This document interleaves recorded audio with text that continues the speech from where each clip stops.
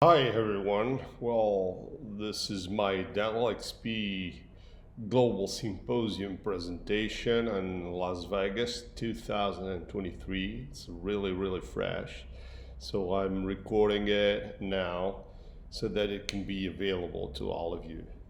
So the topic was absolutely amazing. The cutting edge advanced aesthetic and implant solutions in today's modern digital practice. This was the global symposium topic, and it was awesome.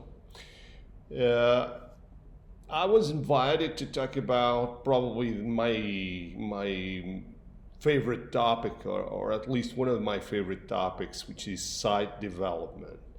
And the thing is that my quest in implant dentistry, I guess, as everybody else's quest, is trying has been trying to fail as less as I can as I'm treating patients. This is not only because when you fail, you tend to create bigger and much more difficult problems to solve, but also because it's always difficult to convince your patient to go through a second procedure, especially if he's not prepared to, if he has not been warned about that possibility. So that's what I'm trying to do. And I want it to be, so I want my action to be, whatever it is, I want my clinical action to be simple and repeatable. I want it to be predictable, as less invasive as possible, as faster, safer as possible. Those are keys. And of course, above all, I want it to cause the less morbidity I can to my patient.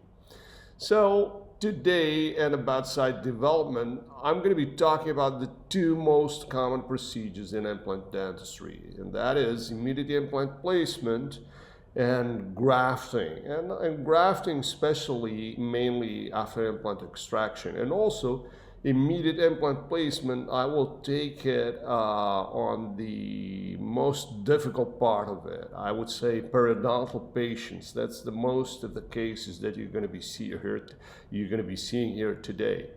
So I will try, as I do that, and as I talk about site development, I will try to move you away from the status quo. Am I going to try to do that? Well, I will try to convince you how good it is doing PET without extracting a single fragment of a root. And also, I will try to convince you how good it is grafting without using autologous bone at all. I know, that's a hard task. You should be probably laughing now. That's a hard task, I know that.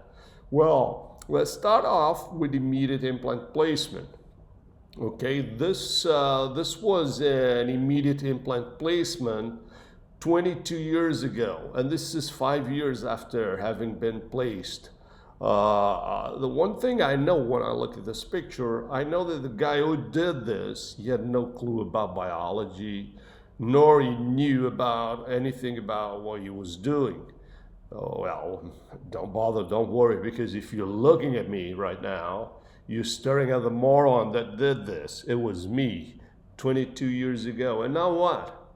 Now what? What can we do? This is 5 years after being placed. Well, we have two options here, okay? We can always extract the implant or keep it. If I'm extracting the implant, I must be ready. I must be ready for the sidekick because it's going to hurt. It's going to hurt real bad. And no sorries, it will. Sorry. Because I must be prepared and anticipate the phenotype changes that will follow. Bone loss is just the most obvious. But the thing is that you're going to be losing a lot of soft tissue details, a lot of them.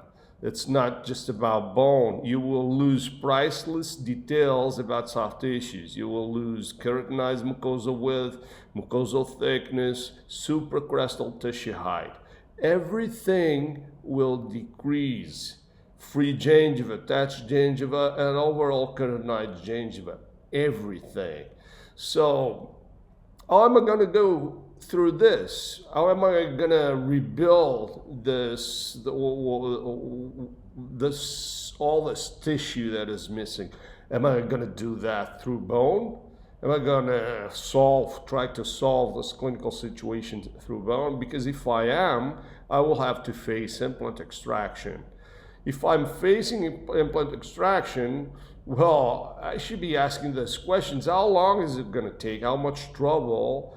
How predictable? And how much patient's morbidity? Well, let's see what I did after asking all those questions. Well, after all those questions, what I decided to do was an old-fashioned free gingival graft.